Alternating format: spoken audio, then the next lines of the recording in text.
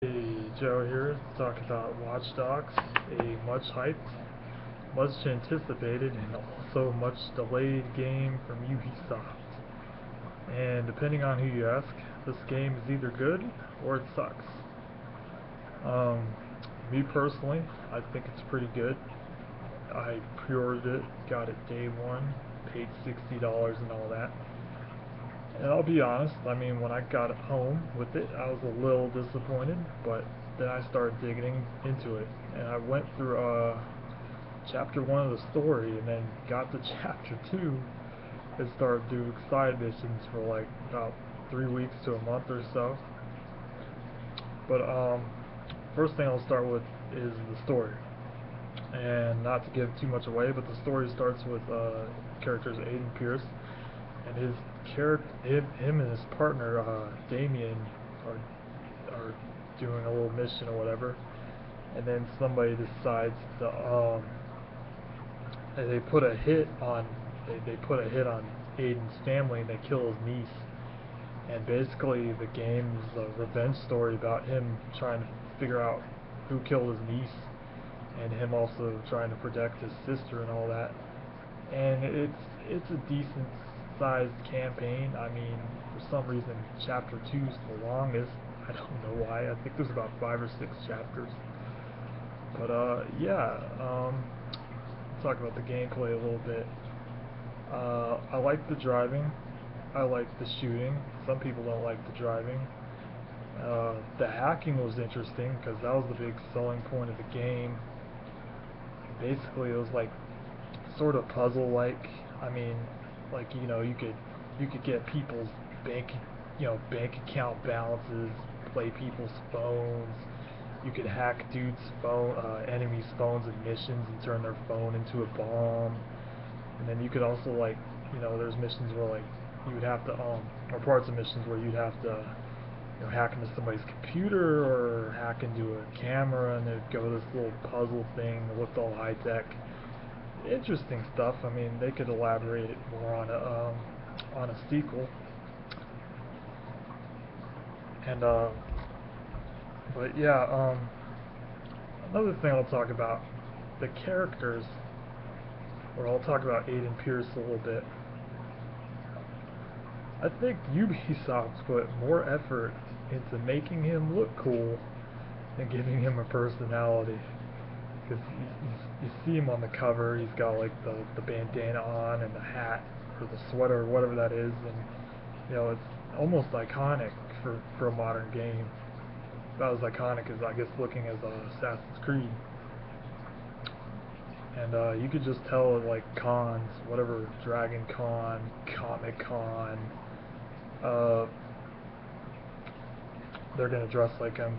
But as a character, he's kind of stale, and like he's sort of like a Max Payne light, but not as cool, Sounding a little gruff, sounding Batman-ish at times, and all that. And some of the other characters, like well, I can't talk about them because I'll give them away, but there's some interesting people in it.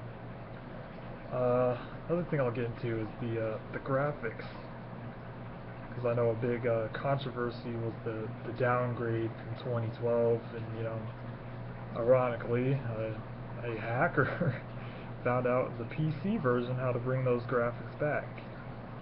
But me personally, it didn't look really great, but it looked pretty good, and I'm playing it on PS4, so the lighting's good, and it looked good at 900p exposed. um, and all that. Another thing I'll get into is the music, and I gotta admit, for an open world game, it's kind of weak.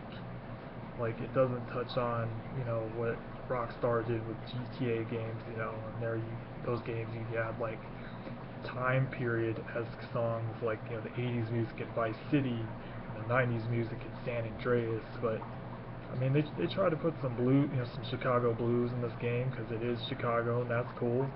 And then they add other stuff like Weezer and Kid Cudi, and yeah, I mean, not a strong point. I just turned it off and played my own music when I was just screwing around, to be honest. But yeah, I mean, I played the game for about 2 months solid. Like, Actually beat the campaign about 3 weeks ago. Like I said, I put it off, but I mean, tons of like, the fixer missions and the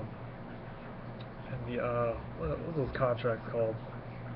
Where they'd have you chase a dude and you had to kill him and all that.